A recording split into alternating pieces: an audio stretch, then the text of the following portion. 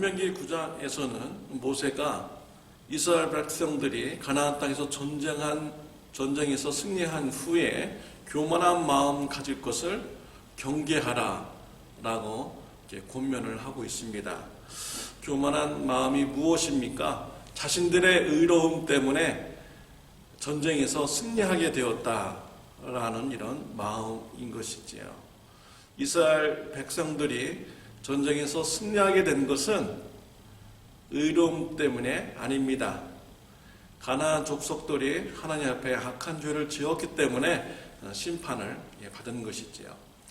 모세는 신명기 9장에서 이스라엘 백성들이 거역한 모습을 다시 한번 상기시키면서 하나님 앞에 의롭다라고 이렇게 주장할 수 없는 이런 민족이라는 것을 기억하라라고 이렇게 말씀을 하고 있습니다.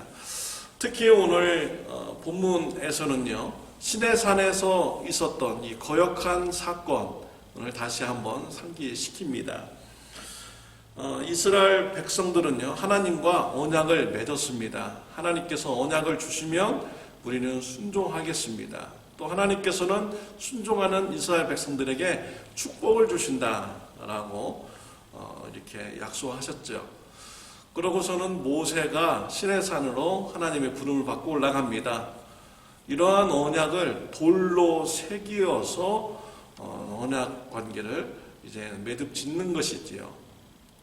40일 동안 모세는 금식 기도하면서 하나님으로부터 말씀을 배웁니다. 그런데 산 밑에서는요, 하나님을 거역하는 이런 사건이 일어나게 되었습니다. 이스라엘 백성들에게 아론에게 가서 하나님 형상을 만들라고 하죠. 금, 은 이런 보화를 아론에게 줍니다. 아론은 금송아지를 만들고 그것이 하나님이라고 하면서 내놓습니다. 이스라엘 백성들은 그 우상을 섬기게 됩니다. 이러한 모습을 하나님이 보셨습니다. 분노하셨습니다. 그리고 이스라엘 백성들을 심판하겠다고 모세에게 말을 하죠. 모세가 급히 산으로 내려갑니다. 우상 숭배하는 이스라엘 백성들을 책망합니다. 그들이 회개하도록 하였습니다. 모세는 다시 시내산에 올라가서 하나님 앞에 중보기도하죠. 40일 동안 아무것도 먹지 않으면서 이스라엘 백성들의 그런 진노의 심판을 멈추어 달라고 간구합니다. 이와 같이 이스라엘 백성들은요, 하나님 앞에 거역한 민족입니다. 하나님 앞에서 자신들의 의로움을 주장할 수 없는, 내세울 수 없는 이런 민족이라는 것이지요. 하나님의 은혜로 말미암아 그들이 가나안 땅에 들어가서 전쟁에서 승리하게 된 것입니다. 12절에 보면 이스라엘 백성들이 시내산에서 죄를 지었던 이런 모습이 기록하고 있죠. 12절에 보면 내게 이르시되 일어나 속히 여기서 내려가라. 내가 애굽에서 인도하여 낸 내 백성이 스스로 부패하여 내가 그들에게 명령한 도를 속히 떠나 자기를 위하여 우상을 부어 만들었느니라. 이스라엘 백성들이 스스로 부패하였다라고 했습니다. 그리고 하나님의 그런 명령한 도를 속히 떠났다라고 했습니다. 또 자기를 위하여 우상을 부어 만들었다라는 것입니다. 그들이 우상 숭배하게 된 것은요, 스스로 부패하였기 때문이죠. 그래서 하나님의 명령을 속히 떠났습니다. 왜 그랬을까요? 자기를 위하여 우상을 이렇게 만들었습니다. 즉 자기를 위하여 하나님의 명령을 속히 떠나서 스스로 부패하여 우상을 숭배한 것이죠. 죄를 짓는 이 모습이 그렇습니다. 자신의 그런 만족, 자신을 위한 이런 삶을 위하여 하나님의 말씀을 속히 떠나서 스스로 부패한 이런 모습인 것이죠. 하나님을 말씀을 속히 떠나는 그리고 스스로 부패한 삶, 이것이 정말 자신을 위한 이런 삶입니까? 자신을 복되게 한 것이 아니지요. 그들이 스스로 부패해서 하나님의 말씀을 속히 떠나서 무엇을 했습니까? 금으로 송아지를 만들고 숭배하였습니다. 여러분, 금송아지가 무슨 힘이 있겠습니까? 아무 힘 없는 이런 금덩어리에게 사람들은 신이라고 숭배하면서 그것에 얽매이는 이런 삶을 살아가게 되는 것이죠. 정말 어리석은 이런 삶의 모습으로 추락하게 되는 것입니다.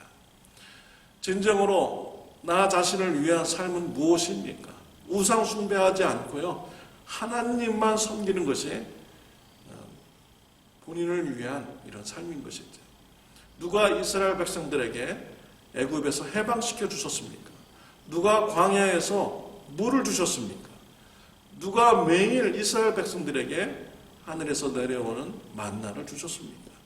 모두가 다 하나님께서 주신 것이죠. 진정으로 이스라엘 백성들이 참된 복을 누리려면 오직 하나님만 섬겨야 되는 것입니다.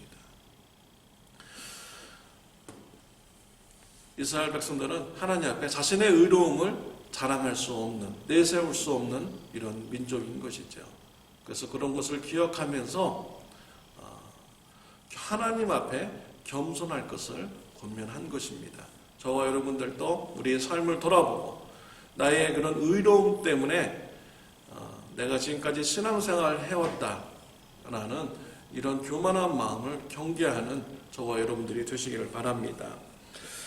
이스라엘 백성들이 고역한 민족임에도 불구하고 가나안 땅에 들어가서 전쟁에서 승리하게 된 것은요, 모세의 중보기도 때문입니다.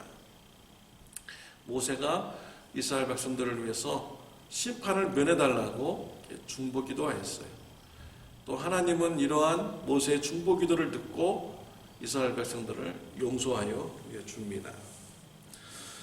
이러한 모습을 보면요, 정말 모세의 모습을 보면 이것이 바로 하나님 나라의 이런 삶이구나 라는 것을 볼 수가 있습니다. 하나님 나라의 삶은요, 이웃들이 죄를 지었을 때 이웃의 죄를 붙잡고 중보기도해주는 이런 삶이 바로 하나님 나라의 이런 삶인 것이죠. 하나님의 나라는요, 용서가 있는 나라가 바로 하나님의 나라인 것입니다. 모세는 이웃이 죄를 지었을 때 그들을 찾아갑니다. 그들을 하나님의 말씀으로 권면을 합니다. 회개하도록 이렇게 하였습니다. 그리고 하나님 앞에 나아가서 그들의 죄를 용서해달라고 중보기도 하셨습니다. 또한 하나님께서도 이러한 모세의 중보기도를 들으시고 이스라엘 백성들의 죄를 용서하여 주었습니다. 하나님의 나라는요, 용서가 있는 이런 나라인 것이지요. 저와 여러분의 삶은 어떻습니까? 하나님의 나라에서 살고 있습니까? 풍성한 하나님의 나라의 삶에 거하고 있습니까? 용서가 풍성한 삶이면은 여러분의 삶이 하나님의 나라인 것이지요. 저와 여러분의 삶 속에 용서가 풍성한 하나님의 나라가 있으시기를 이렇게 바랍니다. 가족들의 이런 죄를 보았을 때, 또한 이웃들의 죄를 보았을 때, 우리 성도님들 삶 가운데서 죄를 보았을 때 그들을 찾아가서 하나님의 말씀으로 권면하고 또 하나님께 그들의 죄를 용서해 달라고 기도하여 줄 수 있는 용서의 기도가 풍성한, 용서의 중보 기도가 풍성한 저와 여러분의 삶이 되시기를 바랍니다. 기도하시겠습니다.